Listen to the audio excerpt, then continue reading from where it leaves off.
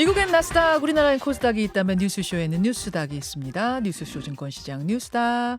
두군 브라더스 나오셨어요. 국민의힘 전 비전전략실장 김근식 교수, 민주연구원 부원장 현근택 변호사 어서 오십시오. 안녕하세요. 네, 안녕하세요. 오늘은 뭐 바로 상한가 하한가부터 확인하고 가죠. 네. 짐작이 돼서 그렇습니다. 김근식 교수님. 예, 하한가를 또 가져올 수밖에 없었고요.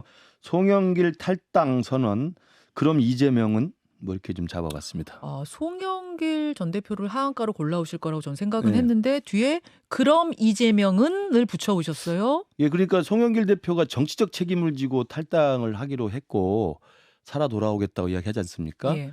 그런데 그 자체의 이제 그 주장에 대해서도 비판하는 사람이 많이 있습니다만 저는 한 번 더 나가서 그러면 이재명 대표는 지금 받고 있는 혐의, 그다음에 기소된 내용, 그다음에 측근들의 지금 구속 기소된 재판의 내용 이런 걸 따져보면 송영길 대표보다 훨씬 중요한 거 아닙니까? 그러면 지금 현직 당대표로서 전직 당대표가 자기 당을 지키기 위해서 탈당을 할 정도로 정치적 책임을 진다고 하면 이재명 대표는 탈당을 제가 볼 땐 그 정도 할 거면 수십 번을 했어야 되는 거죠. 근데 왜 탈당 선언 안 하고 당대표직을 유지하고 또 뭐 직무 정지하고 하는 게 당무에서 배제할 수 있는 조항이 있음에도 불구하고 끝까지 버티는 이유가 뭔지 저는 이해는 되지 않습니다. 그래서 네, 하한가 네, 올라오셨어요. 현근택 변호사님 뭐 뭐 올라오셨습니까? 우리 김 교수님이야 자나깨나 이재명 뭐 모든 거는 다 이재명 기승전? 통하는 분이니까 기승전 이재명이니까 뭐 충분히 이해하고요. 뭐 용인한다는 얘기는 아닙니다. 예. 김기현 징계로 리더십 확립하나. 저는 상한가로 꼽았습니다. 아, 상한가예요? 상한가예요? 네. 오랜만에 상한가. 기회다. 김기현 대표 드디어 기회가 왔다. 야, 김기현 대표 오늘 상한가다. 네. 오케이. 기회를 잡은 거예요.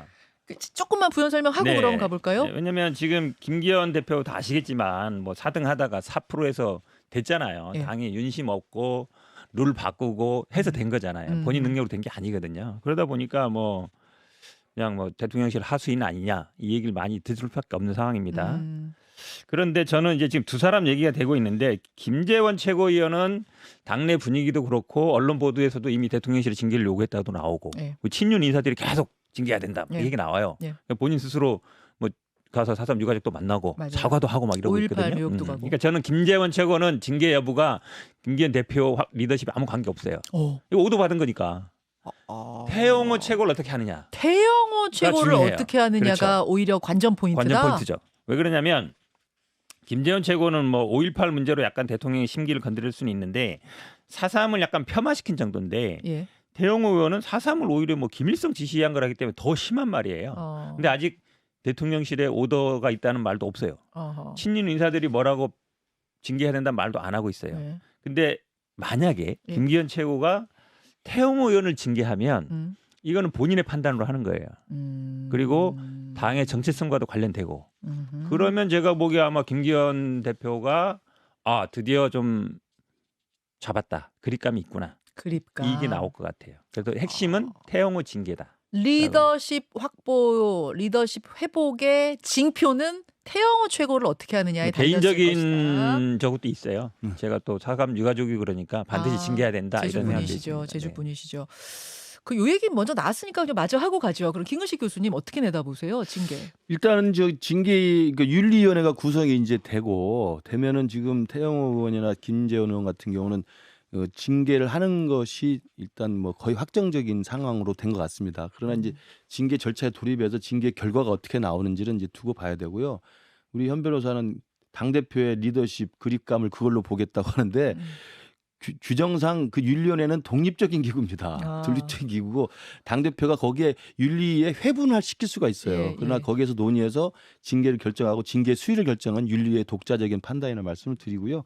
김재원 최고 같은 경우는 제가 볼 때 이제 5.18하고 4.3 관련된 발언을 했기 때문에 특히 5.18 관련 발언이나 정광훈 목사의 관련 발언은 우리 당이 새로운 당 대표를 출범시키고도 계속 지지율이 떨어지고 있는 이유 중에 하나가 바로 정광훈 목사와의 결별이 미덕지근했기 때문에 그렇게 됐기 때문에 그러는 건데 그 부분에 대한 시발점이나 계기를 만든 게 지금 김재원 최고잖아요. 그래서 저는 그 부분은 오히려 내년 총선을 생각해서라도 5.18 관련 망언이나 그다음에 정광훈 목사와의 어떤 이 관계 부분은 좀 정리를 해주는 게 필요하다. 저는 그래서 누구 한 명을 징계하는 게 중요한 게 아니라 우리 당의 정체성, 우리 당의 노선, 내년 총선을 어떤 노선으로 치를 것인가에 대해서 명확하게 국민들에게 보여주기 위해서는 정광훈 목사 5.18 이 부분에 대해서 당대표가 확실하게 좀 공개 표명을 하는 게 필요하다고 봅니다. 김재원 최고 같은 경우에 1년 당원권 정지 처분이 내려지면 공천이 안 되는 거잖아요. 다음 그렇죠, 총선 그렇죠. 출마가 안 되는 거잖아요. 그래서 자진 사퇴 쪽으로 가닥을 잡고 징계를 면하는 것 쪽으로 물밑 뭐 논의가 되고 있다 이런 보도가 있더라고요. 이 제가 가능성 뭐 어떻게 보세요? 상대당은 잘 모르겠지만 제가 만약에 김재원 최고 입장이면 이분이 최고위원 왜 나왔겠습니까? 결국은 총선에 출마하고 나오려는 거거든요. 근데 최고위원을 사퇴한다는 얘기는 총선 출마 불가능하고 같은 얘기예요. 아 그거나 같은 그렇죠. 말이에요. 비슷한 거죠. 그러니까 본인 입장에서는 아, 저는 사퇴 가능성 높지 않다고 봅니다. 예를 들어서 태영 의원 같은 경우 현역이기 때문에 예. 어느 정도 뭐 예를 들어서 거기도 어떤지 모르지만 그래도 공천 받을 가능성이 높고 당선되는 직이거든요. 근데 김재원 최고는 원외잖아요. 더구나 이제 TK 쪽을 노릴 텐데 경쟁이 치열한 데거든요. 그러면 최고위원 자리라도 갖고 있으면 네. 그래도 어쨌든 뭐 본인이 어느 정도 관여할 수 있는데 그거 나와버리면 관여 못 하거든요. 제가 보기엔 아마 김재원 최고 사퇴 가능성 높지 않다라고 높지 봅니다. 않다. 그리고 이제 징계에 이제 회부가 돼서 윤리위원회에서 결정을 내리면 지난 이준석 사태 징계 당시에 네. 윤리위원회 징계 수위가 인플레이션이 심해졌어요. 인플레가 됐어요. 그럼요. 거기가. 그렇죠. 양도구역으로 6개월 뭐 이러니까. 그렇죠. 그러니까 과거에 그 김성태 우리 원내대표 시절에 김성태 원내대표가 이제 자녀 취업 문제로 그 재판을 받았잖아요. 예, 예. 그래서 윤리 회부가 됐었어요. 예. 그때는 그 정도의 중차대한 사건인데 제 기억에 아마 당원권 정지 3개월인가 그랬어요. 그 정도였는데 이준석 사태 이후에 그냥 굉장히 징계 수위가 인플레이션이 심해져서 예. 이게 그 관례와 그 기준에 눈높이에 맞추면 김재원 최고가 만약에 징계 절차에 들어가면 그리고 징계를 해야 된다고 한다면 당원권 정지 주려면 사실 작게 주기가 어려울 거예요. 1년 넘어갈 거라 보세요. 왜냐하면 형평을 맞춰야 되니까. 이준석 대표 기준에 맞춘다면 네, 그 기준에 맞추면. 상황이 그래서 그렇게 그 됐군요. 부분에 대해서 김재원 최고 고민이 많을 겁니다. 알겠습니다. 김근식 교수의 키워드로 넘어가 보죠. 송영길 탈당 그럼 이재명은 하한가 주셨는데 일단 송영길 전 대표의 토요일 밤 11시 기자회견 못 보신 분들도 꽤 있어요. 토요일 밤이다 보니까 잠깐 좀 화면을 보고 올까요? 예. 저는 모든 정치적 책임을 지고 오늘부로 민주당을 탈당하고자 합니다. 당연히 민주당 상임 고문도 사퇴하겠습니다. 국회의원, 지역위원장도 아니고 당원도 아닌 국민의 한 사람으로서 당당하게 검찰의 수사에 응하겠습니다. 모든 문제를 해결하고 민주당에 복귀할 수 있도록 하겠습니다. 제가 귀국하면 검찰은 저와 함께했던 사람들을 괴롭히지 말고 바로 저를 소환해 주실 것을 부탁드립니다. 자, 요 뒤에 내용은 뭐 앞서도 언급했습니다만 돈봉투에 대해서는 그거는 나는 모른다는 그걸 관여할 여유가 없었다 이런 이야기도 덧붙였죠. 일단 이 기자회견은 김근식 교수님 어떻게 보셨어요?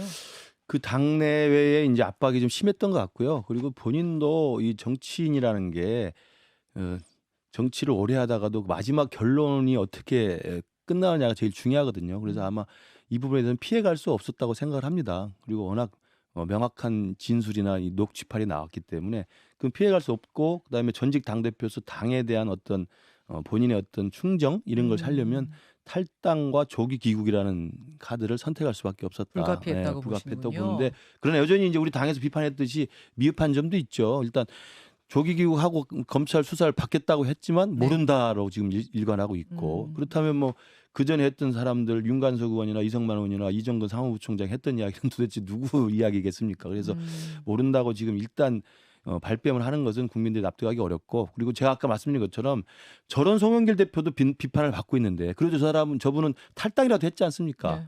탈당했지만 수사 받은 적도 없고 기소된 적도 없고 재판을 받는 것도 아니고 그런 건데도 불구하고 탈당을 했으면 예. 저는 이재명 대표는 왜 저러고 있는지 모르겠어요. 정말 그 부분은 정말 이재명 대표 대답해 주십시오. 정말 송영길 탈당하는데 본인은 탈당 안 합니까?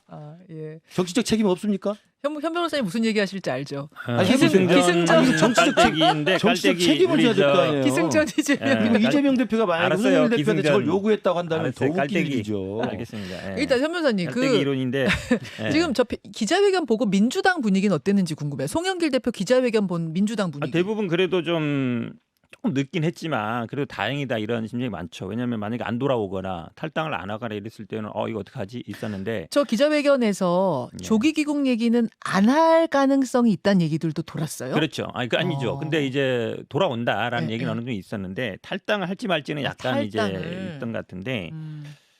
어쨌든 뭐냐면 송영길 대표 시절에 이제 부동산 투기 문제가 생겼을 때 권익위에서 그때 이제 12명 관련됐다 발표했잖아요. 그때 네. 이제 자진 탈당 권유했었거든요. 예. 물론 그때도 이제 어떤 공적 기관에서 발표를 했기 때문에 이제 그에 따라서 한 건데 지금은 사실은 이제 녹취록만 나온 거거든요. 예. 물론 이제 누구를 수사하거나 뭐 이런 건 아니기 때문에 그런 부분이 있는 것 같고 지금 말씀처럼 뭐 이재명 대표하고 자꾸 얘기하는데 사실은 이재명 대표에 대한 수사는 민주당이나 저희들 입장에서는 어떻게 보고 있냐면 이제 대선 경쟁자에 대한 정치 탄압이다 이렇게 보고 있어요 기본적으로. 잠깐 정리할게요. 그럼 네. 이재명 대표에 대한 수사는 정치 탄압이고 이 돈봉투 수사는 정치 탄압 아니고 민주당에서는 그렇게 좀 아직 구분 뭐 지은 정치 거예요? 탄압이다 아니다라고 결론을 못 구분할 내리지만 수밖에 사실은 없는 거죠. 당내 경선 과정에 나온 것이고 지금 대부분의 여론처럼 그동안 많이 이루어졌던 관행 아니냐 이제 이렇게 보고 있어서 이거는 이제 당내 선거 과정의 문제다 이렇게 보고 있는 것 같고 그다음 이재명 대표에 대한 수사는 당연히 대선 후보 상대 경쟁자에 대한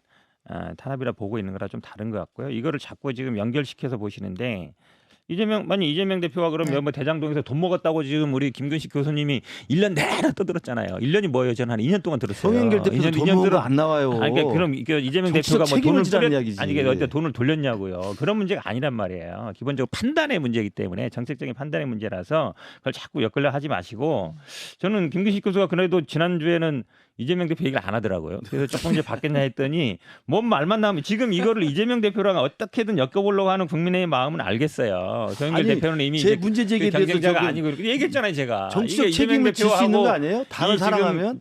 저 송영길 캠프하고 무슨 관계가 있냐고요. 잠깐 제가 끼어들게요. 그러니까 네. 국민의힘에서 이재명 대표를 자꾸 여기 이제 엮는 것이 왜 그렇게 하는가 제가 좀 이 취재를 해봤더니 그러니까 이 송영길 대표가 된 뒤에 치러진 대선 경선에서 송영길 대표가 이재명 대표한테 뭐 힘을 좀 실은 거 아니냐. 이래서 이심송심 그렇죠. 그 얘기하고 네, 계시는 네. 거예요? 그러니까 이심송심이라는 건 민주당 내부 사람들도 알고 여의도 정치권에서 다 아는 이야기입니다.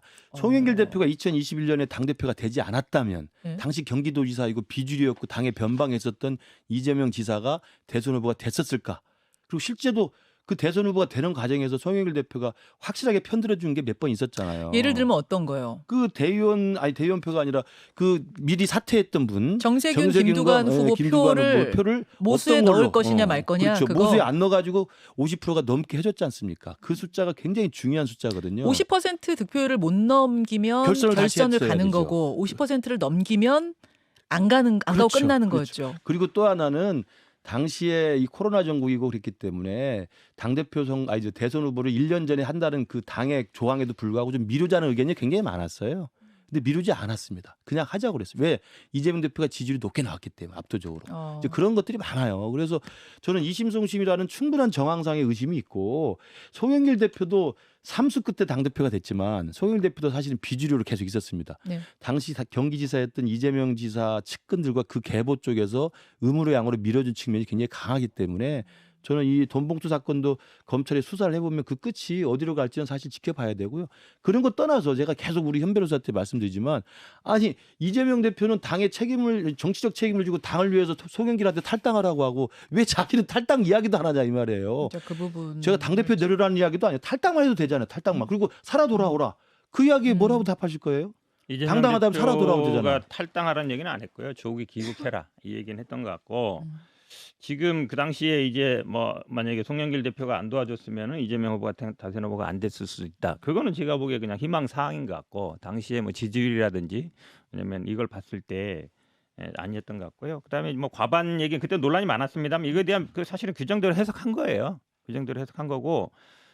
사실은 선거를 미루자는 얘기는 항상 그 후발 주자들이나 경쟁력이 없는 분들이 얘기합니다. 근데 원칙은 예정대로 하는 거예요. 그 당시 이제 코로나 때문에 못 모이고 뭐 이러니까 미루자는 건데 미루는 게 맞습니까? 원칙대로 하는 게 맞습니까? 원칙을 지키는 게 중요하죠. 정해놨으면 지켜야 되는 거예요. 그거를 다른 약간 지지율이 떨어진 후보들이 미뤄달라라고 밀어줘야 돼요. 그러면은 뭐 선거 일정을 뭐하러 잡습니까? 그냥 그대로 음. 그냥 사람들 모아서 합의하면 되죠. 그러니까 그거를 자꾸 연결시키지 마시라. 예를 들어 이재명 후보가 그러면은 송영길 캠프 뭐 송영길 되는데 뭐 도와줘서 했다?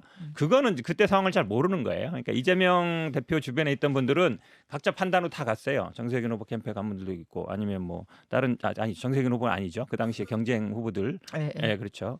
그런 분들은 각자 갔었거든요. 그렇기 때문에 그걸 가지고 송영길 후보를 도와줬다. 그것도 제가 보기에는 안 맞는 얘기예요. 그러니까 제가 내부 사정을 잘 말씀드린 건- 모르시고 하는 그러니까 얘기예요. 내가 말씀드린 것은 정치적 책임으로 탈당 이야기는 왜 본인한테는 적용하지 않느냐는 거. 두 번째는 이심송심으로 의심할 만한 합리적인 정황이나 민주당 내 당시 사정이 있었다는 거. 세 번째는 지금 언론에서 보도됐지만 이른바 이번 현금 봉투 사건에 중요한 역할을 했던 송영길 대표의 보좌관 있잖아요. 박모 보좌관. 예. 성남시정 때 그 측근으로 지금 돼 있지 않습니까? 그러면 그 사람이 또 송영길 대표가 당대표 된 다음에 정진상 실장이 맡았던 그 실장, 정무조정실장을 맡아요. 당대표 정무조정실장. 그리고 대선 후보 경선을 치르는 겁니다. 이 부분에 대해서 어떻게 연관이 없다고 할 수 있겠습니까? 이심송심이라는 이야기가 나올 수밖에 없죠. 그래서 꼬리 자르기다라는 이야기를 그렇죠. 국민의힘이 계속한다는 말씀이신데요. 잠깐 전 현 변호사님 의견을 좀 구하고 싶은 게 그 시사저널에서 보도한 지난 네, 금요일에 네. 뉴스쇼 끝나고 보도가 나와서 저희가 금요일에는 못 다뤘는데요. 이정근 노트 이른바 설명은 이렇습니다. 이정근 씨가 그러니까 구속이 되기 전에 지인한테 이것들에 대해 다 이야기를 했고 그걸 지인이 받아 적은 노트를 시사저널에 입수했고 검찰에도 이정근 노트가 있는데 그게 같은 건진 모르겠다. 이거예요.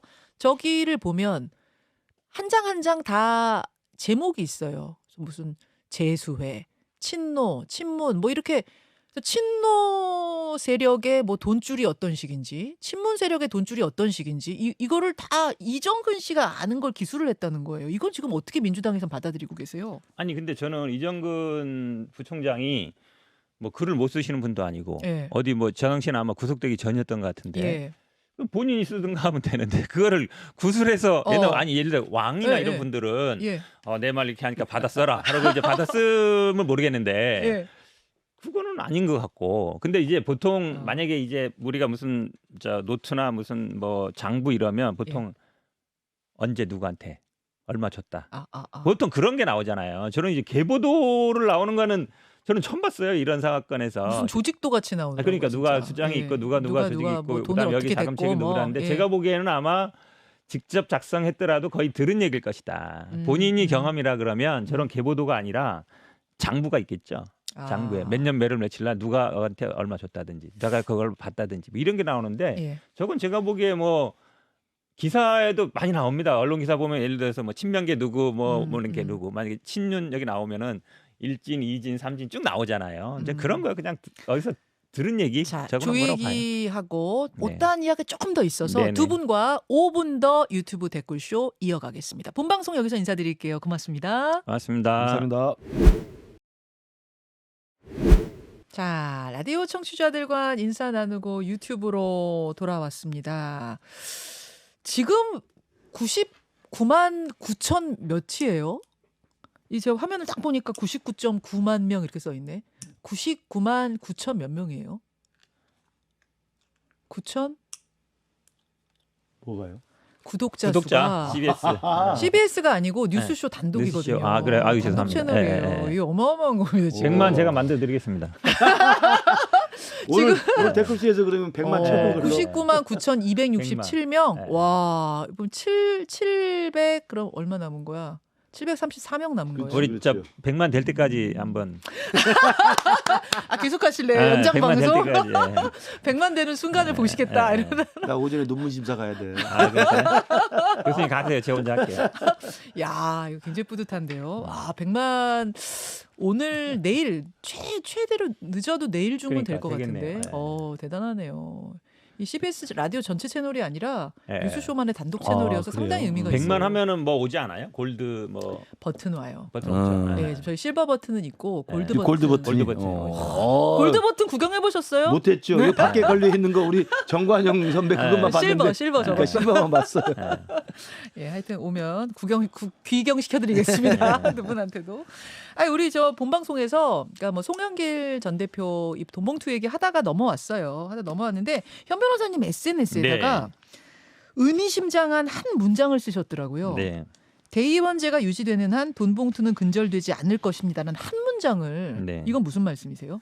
제가 뭐 대의원제 폐지는 전당대 할 때부터 이 자리에서 한 맞아요. 10번쯤 얘기했고 아, 고질적인 문제예요. 그러니까 지난번 이게 송영길 대표 될 때는 45%였고 네. 이재명 대표 될 때는 30%인데 음. 당원은 또 늘었어요. 그러다 보니까 대의원 한 표가 당원에 한 5, 60표 정도 가치가 있습니다. 근데 대의원은 투표율이 2배 이상 높아요. 당원은 보통 한 40% 정도고 대의원은 한 투표율도? 90% 정도 돼요. 어. 그러면 대의원 한 표를 잡으면 네. 당원 한 100에서 110표 잡는 거랑 마찬가지예요. 어떤 분은 60표라고 그러던데 현 변호사님 보시기에는 투표율까지 고려하면. 투표율까지 고려하면 그렇죠. 근데 문제는 당원은 통제가 안 돼요. 100만이 넘어가니까 120만이 통제 안 되죠. 통제 안 돼요. 네. 그러니까 그 현역 의원이나 지역위원장 통제가 안 돼요. 네. 근데 대의원은 물론 직능도 있지만 대부분의 지역구에서 한 5, 60명 되거든요. 네. 충분히 통제가 돼요. 어떤 식으로 돼요? 아니, 이심전심으로 누가 하는 거죠. 좋다? 사무국장 직접 안 하지만 돌려서 아실 거예요. 제가 저- 설명해 드릴게요. 당협위원장이나 같은 지역위원장이 거죠. 예. 그 수십 명 정도 되는 그 지역의 당협위원장 그 대의원은 자기가 선출시킬 수가 있어요. 선출할 수가 있어요. 선출을 해요. 선출을 하기 선출을 때문에 해요. 당협위원장, 지역위원장이. 예, 자기 아는 사람을 하는 거예요. 말 잘 듣는 사람. 그렇지. 아, 하고 싶다고 되는 게 아니에요. 그럼. 그러면 그래요? 생각을 해보세요. 대의원을 한 표 잡으면 최소 5, 60표 많으면 한 100표 이상 가치가 있는데 예, 예. 통제가 된단 말이에요. 예. 그러면 선거하는 입장에서는 이 당원이 100만 명 가서 어떻게 만나고 어떻게 뭘 할 거예요. 그렇지. 안 돼요. 근데 이분들은 딱 정해진 사람이잖아요. 그러니까 돈봉투의 유혹에 빠지는 거예요. 그러니까 김근식 교수님이 지금 송파병, 네, 네. 송파병의 당협위원, 그렇죠. 당협위원장이신데 저도 대의원들을 제가 내가 만약 후보로 나갔어. 네. 전당대회 김현정 후보야. 음. 그러면은 그냥 누군지도 모르는 당원들 설득하는 것보다 그럼요. 김근식 교수님을 설득해서 그쪽 대의원들 그 지역 대의원들한테 잘 좀 말해주세요 그럼요, 하는 게 훨씬 그럼요. 편한 거군요. 그렇죠. 그리고 그럼 또- 원래 말로만 해야 되는데 여기 지금 돈봉투가 한 거예요. 왜냐하면 대의원들은 우리 현 변호사 더 잘 알겠지만 오랫동안 정치한 사람들입니다. 네, 그러니까 그렇죠. 노회한 사람들이고 그렇죠. 여의도 정치판에 민감한 사람들이에요. 충성도 아주 높은 아, 분들. 그렇죠. 예. 정치에 관심도 많고 예. 그런 분들이니까 지역위원장이나 당협위원장이나 현역 의원 말에 충실하죠. 일단 줄을 서니까. 그 대의원분들은 그럼 나중에 출마도 생각하시는 당연하죠. 분들이 있죠. 시의원, 대부분 그런 구의원. 분들이에요. 예. 아. 그러니까 제가 볼 때 이 돈봉투가 의원들한테 가고 대의원 50만 원, 의원 300만 원 이렇게 되는 게 의원한테 간 것도 사실 의원이 돈 300만 원이 필요했겠어요. 돈 300만 원 주는 것은 뭐냐면 그거 가지고 대의원들 설득을 해달라는 의미였을 거예요. 이게 저는 대의원이 한 16,000명 묶여 있는 게 정말 재밌는 얘기가요. 네. 민주당이 항상 잠실 체육관에서 하거든요. 네. 거기 들어간 의원은 16,000명이에요. 아, 그래요. 그걸로 하는 거고 한 지역구에 그래서 이제 직능 빼면 한 지역에 한 50, 60명 되는데 그게 딱 보면은 버스 한 대 태울 정도 돼요. 아, 기준이 지역은 버스 한 대, 전체는 체육관이구나. 맞아요. 근데 현장 체육관 투표할 때는 근데 예전에는 그랬어요. 그러니까 원래 전당대회라는 게 전국 대의원 대회예요. 예, 예. 근데 대의원들을 다 지역에서 버스 한 대씩 해서 오거든요. 예. 그럼 버스 한 대 빌리는데 한 100만 원 정도 해요. 하루 예, 빌리는데. 예, 그리고 예. 오가면서 밥값하면 한 300 정도 들어요. 그게 아, 그래 거기서 나온 게 밥값인 정치가 거예요. 300이 딱 나와요. 그리고 아. 예전에도 국민의힘도 300만 원 했잖아요. 10년 전에도. 호승덕 의원이 받았다는 게 그러니까. 300이죠. 그리고 이게 어찌 보면 정치권의 오래된 뭐 관행이고 어찌 보면 이런 것인데 그 이제 토대가 저도 처음에 체육관이 16,000명이니까 16,000명으로 묶고 나서 그 얘기 들었을 때 안 믿었거든요. 네. 실제 그래요. 그러니까 제가 보기에는 재밌네. 예, 그러니까 말도 안 되는 제도 아직도 갖고 있는 그러니까 거예요. 대의원제도 없애라는 현 변호사에게 전적으로 동의하고 근데 대의원제도는 우리도 있단 말이에요. 근데 있긴 왜, 있는데 이제 왜 다르냐면 가중치. 그렇지 가중치가 네. 민주당은 너무 압도적으로 대의원들한테 많이 주고 국민의힘은 있어요. 어느 정도예요? 우리는 없어요. 대의원 똑같아요. 없어요. 1인 1표. 아, 아예 가중치가 없어요. 그냥 민심 여론조사 아. 50% 그냥 권리당 책임당원 여론조사 50%예요. 그러니까 대의원이나 당원이나 똑같아요. 아. 그러니까 대의원한테 돈 줄 필요가 없죠. 그건 옛날이고 지금은 당원 100%. 아, 근데 그러니까 1인 지금 1표는 맞아. 1인 1표. 그러니까 1인 1표. 저 민주당은 대의원들한테 너무 많은 가중치를 준 거예요. 그러니까 아. 대의원들 중심으로 그런 구태 정치가 계속 남아 있는 공간을 만들어 놓은 거죠. 그래서 제가 볼 때 송영길 대표 저 돈봉투가 0.59% 포인트로 이겼잖아요. 홍영표 후보를. 예. 대의원들을 움직이니까 가능한 거예요. 제가 그래서 저 돈봉투 350이라는 게 간단한 게 아니고 승패를 바꿔놓을 수 있는 네. 게 그런 의미예요. 그래서 아유 뭐 밥값 정도인데 이런 얘기하면 절대 그렇지 큰일 않습니다. 나요. 예, 이게 절대 지금 그렇지 않습니다. 예. 승패를 바꿔놓는 거고 그다음에 누굽니까 박희태 의장 네. 사건 그때 이게 퇴출된 거예요. 퇴출돼야 됐던 그렇죠. 거고 그럼요. 그런 네. 것도 있기 때문에 이거 뭐 관행이야 이런 얘기하면 큰일 납니다. 안 되죠. 국민들이 정말 화내십니다. 아무튼 그런 의미에서 현 변호사님은 대의원제도 문제 있다.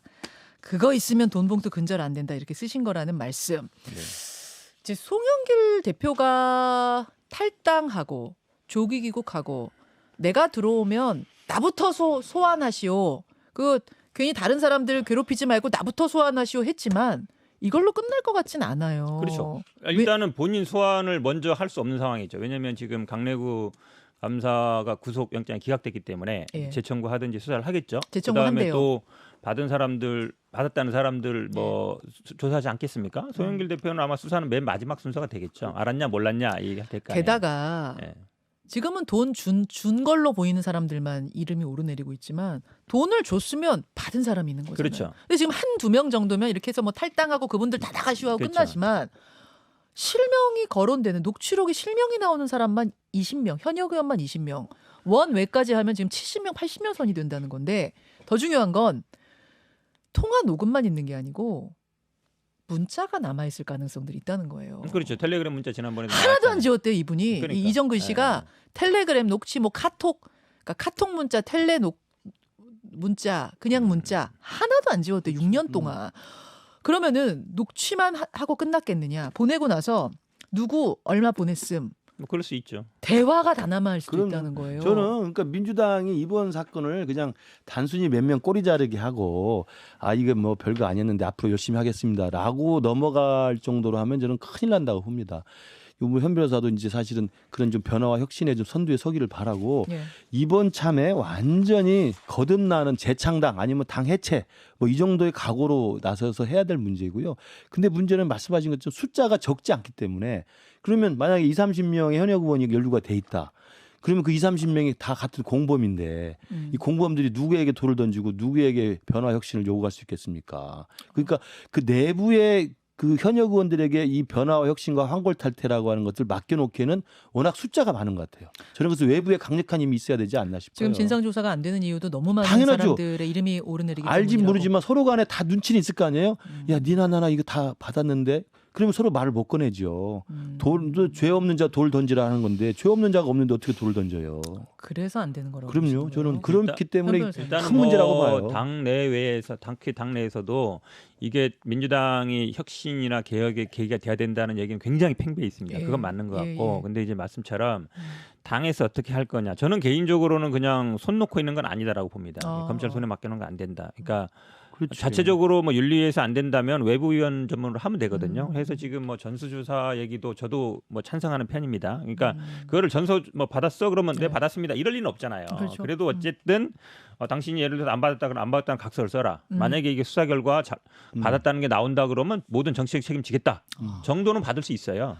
그 정도까지 그 정도는 받는 받을 수 있다고 전수조사. 봐요. 왜냐하면 지금 명단은 저도 신뢰하지 않아요. 워낙 버전이 많고 예, 예. 워낙 뭐 여러 버전이 있기 때문에 그것도 물타기도 있고 이래서 여러 가지 돌아다니기 때문에 그거는 신뢰하지 않지만 예, 예. 어쨌든 당시 1번은 제가 보기에 그 당시에 송영길 캠프에 있던 분들 거였던 분들은 당연히 이제 어찌 보면 그 조사 가운데 대상? 들어오는 거예요.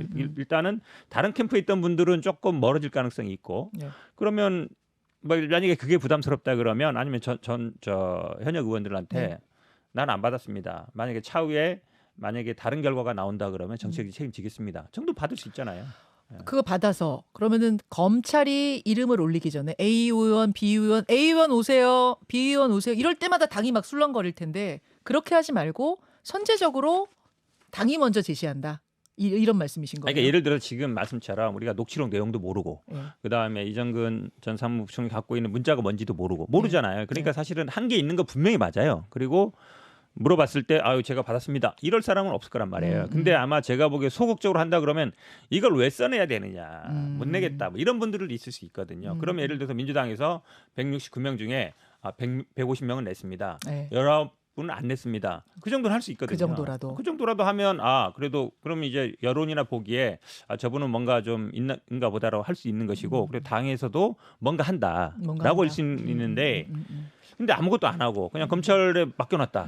그래버리면 지금까지 우리는 계속 검찰이 지금 야당 탄압하고 있다 이랬는데 공정한 기관은 검찰밖에 없나? 그리고 정당이라는 거는 제가 대의원제로 얘기하는 게 이게 검찰은 수사가 목적이고 처벌이 목적이잖아요. 그렇죠. 근데 당은 사실은 정치를 하는 게 목적이기 때문에 처벌은 처벌대로 하고 당에서 할 수 있는 건 당에서 하면 돼요. 그래서 만약에 본인이 각서를 안 낸다. 그런 분들 그럼 이분들은 그럼 당분간 뭘 한다든지 뭐 약간 배제시킨다든지 그렇게 하면 되는 거거든요. 그런 행위가 필요하다는 근데 거예요. 그걸 제가 볼 때 못해요. 왜? 이재명 대표가 당대표인데 그걸 거기다 어떻게 또 합니까? 깔때기 당연한 거죠. 이재명으로. 왜냐하면 지금 이재명 대표 본인이 사법리스크에 재판받고 피고인이고 측근들이 구속돼 있고 지금 모든 의혹을 받고 있는데 자기가 나서서 야 너 그 받았어 안 받았어 각 썼어라고 하면 본인은 어떻게 하겠어요? 말이 안 통할 것이다 그 말이. 당연하죠. 그러니까 당 대표를 책임지고 있는 사람이 거기로부터 자유로운 사람이어야 칼을 대고 메스를 댈 수가 있는 거죠.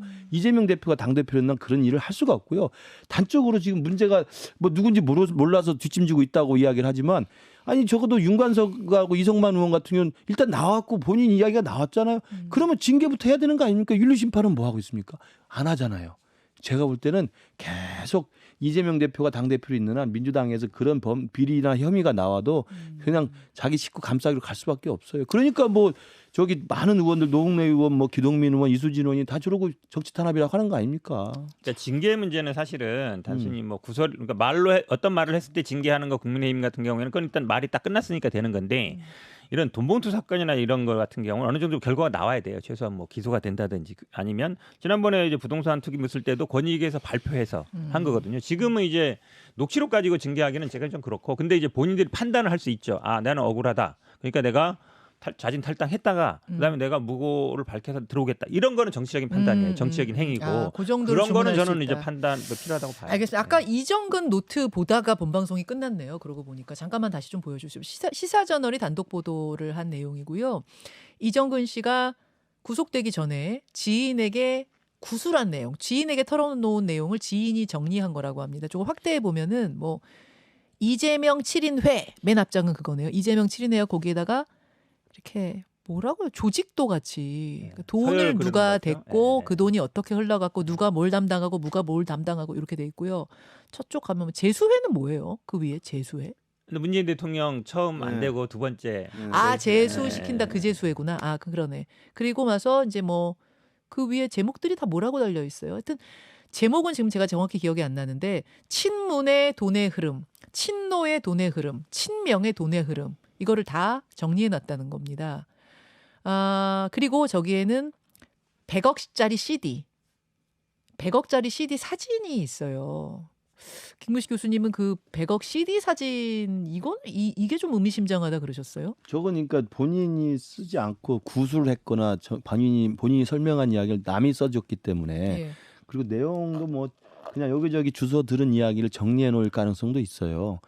구체적인 내용이 담고 있기보다는 돌아다니는 소문이나 풍문들 이야기를 모아놓은 것이어서 뭐 들여다봐야 되겠습니다만 그 CD가 실제 사진에 나오니까 양도성 예금 증서 예, CD. 그 CD 100억짜리고 뭐 이정근 부총장 말로는 그 CD를 뭐 그 박모라는 사업가가 뭐 몇 장, 뭐 30장 더 있었다는 거 아닙니까? 그러니까 그 규모로 뭐 물론 과시욕으로 갖고 다니면서 뭐 흔들고 다녔을 수도 있겠습니다만 CD는 현재 사진으로 있기 때문에 그 CD를 보여준 박 씨에 대해서 분명히 이분이 조사를 하고 사업가. 그렇죠. 예, 그리고 예. 그 CD를 가지고 어떤 일을 했고 그것이 또 만약에 어디로 흘러 들어갈 가능성이 있었다고 한다면 조사할 필요는 있어 보입니다 저는. 예. 저게 근데 저게 지금 이정근 씨 머리에서 나온 얘기인 거잖아요. 그렇죠. 근데 머리에서 네. 나온 얘기이기 때문에 통화 녹음하고는 또 다른 차원이긴 해요. 다른 차원이긴 한데 다만 현근태 변호사님 저걸 가지고 저걸 근거로 해서 수사를 들어가면 네. 그러면은 또 당이 술렁일 가능성은 있는 거 아닌가요? 저기서 사실은 뭐 개보도나 이거는 문제가 아닌데 저기 이제 누구 자금줄이다 예. 뭐 이런 것들 그렇죠. 누구이다 이런 부분들은 이제 수사의 단서는 될 수는 있을 것 같아요. 근데 이제 이정근 부총장이 얼마나 구체적으로 진술하느냐. 예를 들어서 누가 누구의 자금줄이다 이런 얘기는 사실은 뭐 주간지나 아니면 월간지 같은 너무 많이 나오기 때문에 팩트가 있어야 되는 것 같고 이 CD라는 거는 이제 모르시는 분이 있겠지만 아시는 거니까 예금 얼마 맡겨놓으면 내가 돈을 얼마 맡겨놨다 그 증서를 주는 거거든요. 그렇죠. 예를 들어 10억을 맡겨놓으면 10억 예금돼 있습니다. 이제 그거를 이제 양도 그러니까 예금은 양도가 어렵지만 이 CD를 통해서 양도하는 거란 말이죠. 근데 이게 사실은 이 사고가 굉장히 많이 나요. CD 사고가요. 예. 왜냐하면 이게 원래는 한 부만 있어야 되고 원본을 한 부만 발행해 주거든요. 예, 은행에서 예. 발행해 주고 그걸 가지고 결국은 어찌 보면 이제 예금을 양도하는 것처럼 하는 건데 그거를 이제 현금화한다라는 이 식으로 이거 돌렸다는 건데 좀 예전에도 보면 이런 걸로 인해서 사고 그러니까 위조되거나 위조. 예, 이런 게 많이 돼요. 왜냐하면 지난번에 뭐 윤석열 장모 얘기도 예. 비슷한 거거든요. 얼마 예금 보관돼 있다 증서. 아. 근데 결국은 그게 허위고 가짜고 이렇게 된 거잖아요. 그런 거기 때문에 제가 보기에 이것도 구체적으로 그러면 요 실물을 찾아야 돼요.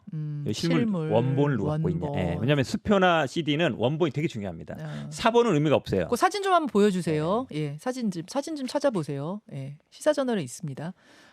저거를 누가 갖고 있냐 지금. 이게 되게 중요해요. 그리고 이거는 이제 금방 추적이 됩니다. 왜냐하면 계좌번호라든지 발행 은행이 있기 때문에 이 뭐 국민은행이 그러는데 어디 지점 어느 계좌에서 나온 거잖아요. 거기 딱 실제로 그 돈이 있었다. 나 그러면 이게 그리고 요게 발행된 게 맞다, 한부다. 그럼 요건 가짜는 아니에요. 예, 진짜일 수 있죠. 확인 되게 쉬워요. 간단하면 하루면 돼요. 1시간이면 돼요. 아하. 근데 그게 아니라 예를 들어서 실제로 예금이 여기 100억이 없었다. 예, 예. 그다음에 이게 실제로 그 은행에서 발행된 게 아니다. 그럼 이제 가짜인 거잖아요. 그러니까 이제 확인은 금방 되죠. 알겠습니다. 그 사진 좀 찾아보시고요. 사진 나가는 동안 국민의힘의 김연아 전 의원 네, 네. 금요일에 이 보도가 됐죠. 이건 아마 뉴스타파에서 이건 보도한 것 같던데 시의원 뭐 이런 공천 대가로 정치 자금을 받은 거 아니냐로 이미 검찰에서 조사를 하고 있다. 네. 그런데 그게 좀 길어지고 있다. 왜 이렇게 지지부진하냐 뭐 이런 기사가 났던 것 같아요. 저도 봤는데요. 저도 좀 상당히 놀라웠고 이게 이제 과거의 관행으로 뭐 공천권을 쥐고 있는 당협위원장이나 현역 의원들이 네. 지방선거 앞두고 그 출마 애정자 이런 사람들한테 뒷돈으로 일반 이제 공천 헌금 받는 거죠. 이런 걸로 사고 난 적이 많잖아요. 그렇죠. 잡혀간 사람도 많고. 근데 지금 2023년에 또 2022년에 또 김연아 의원 같은 제가 알기로 이제 교수 출신이고 박사 출신이고 네. 이런 분인데 그렇게 했다는 게 참 놀랍고요. 저는 뭐 그 아마 제가 알기로 시민단체가 무슨 고발을 했고 예. 경찰이 수사를 해서 일정 정도 증거를 확보해서 아마 검찰에 넘긴 걸로 제가 기사를 봤습니다. 예, 그러면 예. 아마 수사가 진행되는 것에 따라서 결과가 나올 것으로 보이고요. 뭐 이 당이나 저 당이나 이런 일은 다시는 있어서는 안 되고 왜 이런 일이 계속 반복되는지 참 뭐 같은 정치하는 입장에서 참 드릴 말씀이 없습니다. 그렇죠. 한마디 하면요. 예. 지난번에 하영재 의원이 구속된 사건도 똑같은 사건이에요. 도의원 출마하는 사람들한테 7천만 원 받았다 이 얘기잖아요. 지금 김연아 의원도 어찌 보면 같은 얘기거든요. 그러니까 국민의힘은 부인할지 모르겠지만 국민의힘에는 지방선거 공천할 때 돈 받고 해주나? 이렇게 생각 안 할 수 없잖아요. 지역도 다르고 현역이고 현역 아닌 사람인데 동일한 현상이잖아요. 금액은 모르겠어요. 금액은 뭐 3천만 원, 7천만 원, 뭐 특정은 아직 모르겠어요. 몇 명인지 모르겠지만, 근데 이것도 보면 정치권의 오래된 구태예요. 구태 중에. 왜냐하면 공천권을 사실은 현역 위원장이 갖고 있거든요. 실제로 경선을 붙일지 줄지 말지. 그럼 네. 그 사람들 입장에서도 원래 경선한다 그러면 당원들 다 모아서 해야 되는데 그러는 바에는 그냥 우리 결정권 있는 사람한테 딱 돈 주고 해결하는 게 가장 쉬운 거거든요. 네. 그러니까 이런 게 나오는 거죠. 김연아 전 의원이 그 뉴스타파 기사에 대해서 입장을 냈네요. 가짜 뉴스다. 그러니까 이 해당 사건을 수사 중인 경찰에 확인한 결과 기자와 통화한 적도 없고 경찰 확인 결과 검찰의 송치 예정이라는 내용 등등이 전혀 사실이 아니다. 이거를 확인했기 때문에 가짜 뉴스다. 정치자금 불법적으로 모금한 적 없다. 당원 모임에 참여한 당원들이 자발적으로 거둔 모임의 운영 회비를 지금 정치자금이라고 이렇게 지금 해가지고 가짜 뉴스를 만든 것이다. 이제 이런 것 같아요. 그래서 요것은 언중위에 해당 사안을 이미 제소했다. 법적 조치도 취할 예정이다라고 입장을 밝혔다는 거 일단 알려드리고요. CD 보여주시겠어요? 예. 지금 뭐 이정근 씨 거는 사실은 뭐 이게 맞냐 그르냐 이 문제가 아니라 본인이 통화한 녹음이 나왔기 때문에 사안이 훨씬 더 뭐 나오자마자 커져버린 사안이죠. 이 양도성 예금 증서 이렇게 생긴 거네요. 제가 딱 하나 보면은- 정정 하나 해야 될게요. 예. 보니까 이제 지금 말씀하신 거 보니까 네. 그 이제 정치 자금이라고 한 게 3천만 원인 거는 아마 그 뭐 운영이라든지 아니면 이런 거인 것 같고 공천 미끼로는 아마 3천만 원이 아니라 수백만 원 이렇게 보도가 나온 것 같습니다. 그 부분 100만 원. 정정하겠습니다. 알겠습니다. 하여튼 뭐 김연아 의원은 지금 다 가짜 뉴스다 부정하고 있다는 사실도 전해드리면서 CD 보면 저기 보면 이제 은행이 아시겠어요? 나오잖아요. 은행 나오고 지점 예. 나오고 예. 그다음에 계좌번호가 위에 있거든요. 계좌 어느 계좌에 얼마가 100억이 됐다라는 거예요. 요걸 통해서 이제 예금 저축 그거를 양도하는 거거든요. 서로 넘겨주고. 근데 이렇게 봐가지고 위조인지 아닌지 전혀 모르죠. 지금 모르죠. 예. 예. 그냥 와, 위조하는 분들이 뭐 똑같이 만들지 뭐 다르게 만들지는 않으니까. 100억이라고 써 있는 건 처음 보네. 아. 공이 저렇게 많구나. 100억은 몇 그리고 개야 사실은 도대체. 안전하게 이렇게 하려면 수표로 인출해서 주는 게 제일 확실하죠. 예, 저거는 야, 양도성 증서는 항상 이제 위험성이 있어요. 동그라미가 네. 10개나 붙었네. 알겠습니다. 하여튼 요 이정근 노트까지 지금 보도가 되면서 이게 사실인지 아닌지는 저 진술을 적은 것만으로 알 수는 없어요. 이정근 씨 머리에서 나온 이야기니까 알 수는 없지만 또 저걸로 저것을 가지고 수사를 들어가게 되면 그런 민주당은 또 다른 또 파고가 기다릴 수도 있다. 이런 정도로 그림을 읽으시면 될 것 같습니다. 자, 여기까지. 아유, 두 분. 100만 찼습니까? 그러나 지금 저 조회해보려고 지금 하고 있어요. 뒷숫자까지는 몰라요, 우리가. 100만 차려면 99만 9천이다 지금. 두 분이 9천? 여기서 점심을 드시고 저녁까지 드셔야지 아마 그래요. 100만 찰 것 같아서 두 분과 여기서 보내드리고 아마 내일 팀이 100만을 받게 되지 그럴까 않을까. 네, 이런 생각이 듭니다. 저희가 100억은 안 돼도 구독자 100만은 된다는 거. 100억보다 더 가치 있습니다. 네네. 자, 여기까지 하고 두 분하고 인사 나눌게요. 아, 고맙습니다. 저는 내일 다시 뵐게요, 여러분. 내일 만나요. 감사합니다. 인사하시죠. 네, 고생하셨습니다. 고맙습니다. 고생하셨습니다. 김현정의 뉴스쇼는 시청자 여러분의 참여를 기다립니다. 구독과 좋아요, 댓글 잊지 않으셨죠? 알림 설정을 해두시면 평일 아침 7시 20분 실시간 라이브도 참여하실 수 있습니다.